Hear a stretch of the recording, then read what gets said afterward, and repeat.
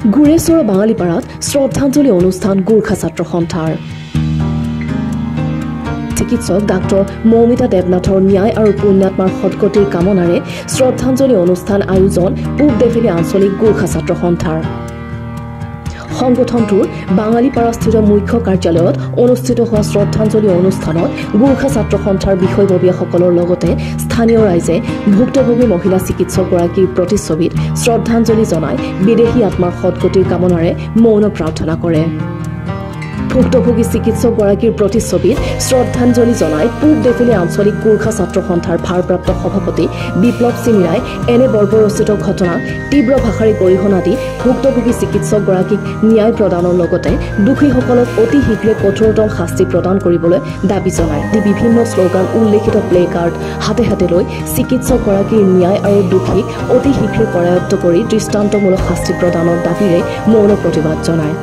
উক্ত কাৰ্যসূচীত সদৌ অসম গোৰ্খা ছাত্ৰ সন্থাৰ তামোলপুৰ জিলা সমিতিৰ সভাপতি প্ৰকাশ লামা, অসম নেপালী সাহিত্য সভাৰ তামোলপুৰ জিলা সমিতিৰ সভাপতি ইব্ৰাজ শৰ্মা, সদৌ অসম গোৰ্খা ছাত্ৰ সন্থাৰ পূব দেফেলি আঞ্চলিক সমিতিৰ ভাৰপ্ৰাপ্ত সাধাৰণ সম্পাদক শ্যাম বাহাদুৰ মগৰ, গোৰ্খা নাৰী বিকাশ সমিতি, ভোলাঝাৰৰ সাধাৰণ সম্পাদিকা মীৰা নেৱাৰ প্ৰমুখ্যে অঞ্চলটোৰ অৰ্ধশতাধিক লোক উপস্থিত থাকে।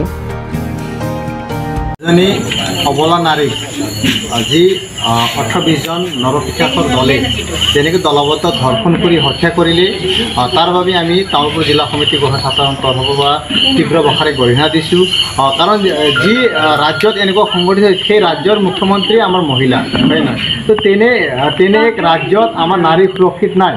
গতিকে আমি দাবী জনাব বিচাৰিছোঁ যিকেইজন নৰপিশাকে ঠিক তেনেকুৱা ঘটনা সংঘটিত কৰিলে তেখেতসকলক অতি সোনকালে কৰায়ত্ব কৰি, আমি ক'ব নিবিচাৰোঁ যে কোনো ফাৰ্ষ্ট ট্ৰেক লাগিব ছেকেণ্ড ট্ৰেক লাগিব, তেখেতসকলক অতি সোনকালে কৰায়ত্ব কৰি সেই ঠাইতে তেখেতসকলক ফাঁচি দিব লাগিব, নহ'লে এনকাউণ্টাৰ কৰিব লাগিব। কাৰণ এনেকুৱা ঘটনা সংঘটিত হৈ আছে আমাৰ ভাৰতবৰ্ষত, আমাৰ নাৰী সুৰক্ষিত নাই। গতিকে আমি আহ্বান জনাব বিচাৰিছোঁ প্ৰশাসন চৰকাৰক অতি সোনকালে সেইসকল হত্যাকাৰীক কৰায়ত্ব কৰি এনকাউণ্টাৰ কৰিব লাগিব, নহ'লে উচিত শাস্তি দিব লাগিব, সেই ঠাইতে ফাঁচি দিয়াৰ ব্যৱস্থা কৰিব লাগিব। কাৰণ এনেকুৱা ঘটনা আৰু ঘটিব নালাগিব। যি আমাৰ ডাক্তৰ মৌমিতা দেৱনাথ যি আমাৰ মাজৰ পৰা হেৰাই গ'ল, যি এটা প্ৰতিভা হেৰাই গ'ল, তাৰ কাৰণে আমি দুখিত, আমি লজ্জিত, সমগ্ৰ মানৱ জাতিকে লজ্জিত কৰিছে। গতিকে সেইকেইজন যে 18-20 জনৰ যি নৰপিশাচৰ দল আছিল, সেই তেখেতসকলক উচিত শাস্তি দিব লাগে, কৰায়ত্ব কৰি ফাঁচি দিব লাগিব। কৰিম যে আমাক শাস্তি দিবই লাগে বুলি, কিন্তু দুদিন পিছত এই যিটো আমি দাবী কৰাটো হেৰাই যায়। কাৰণ এনেকুৱা ঘটনাবোৰ হৈ গৈ আছে, বাঢ়ি গৈ আছে। আমাৰ ছোৱালী আছে, আমাৰ দেশৰ ছোৱালীবোৰ এতিয়া বেটি বচাও বেটি পঢ়াও বুলি চৰকাৰে যিটো কৈছে, কিন্তু বেটি পঢ়াও হৈছে কিন্তু বেটি বচাওটো হোৱা নাই। এইটো আমি ভোলাঝাৰ বৃহত্তৰ গোৰ্খা নাৰী বিকাশ সমিতিৰ তৰফৰ পৰা আমি এইটো দাবী জনাইছোঁ যে দোষীক উচিত শাস্তি দিবই লাগিব আৰু মৌমিতা দেৱনাথৰ পৰিয়ালে এইটো ন্যায় পাবই লাগিব। আৰু এই ঘটনাটো এনেকুৱা ঘটনা যাতে আৰু নহয় বুলি আমি তীব্ৰ গতিৰে আমি এইটো আকৌ এবাৰ আমি কৰিব লাগিব।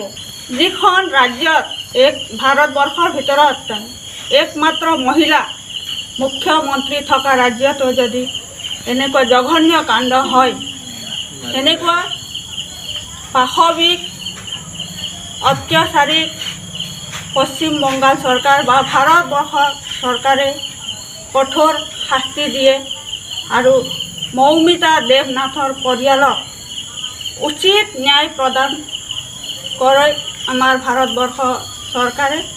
তাৰ বাবে আমি এই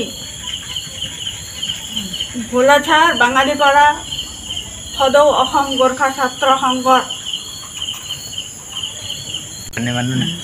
বৃহত্তৰ ভোলাঝাৰ নাৰী বিকাশ সমিতিৰ পৰা গোৰ্খা নাৰী বিকাশ সমিতিৰ পৰা তীব্ৰ গৰিহণা, তীব্ৰ নিন্দা। Desk report, news express Assam.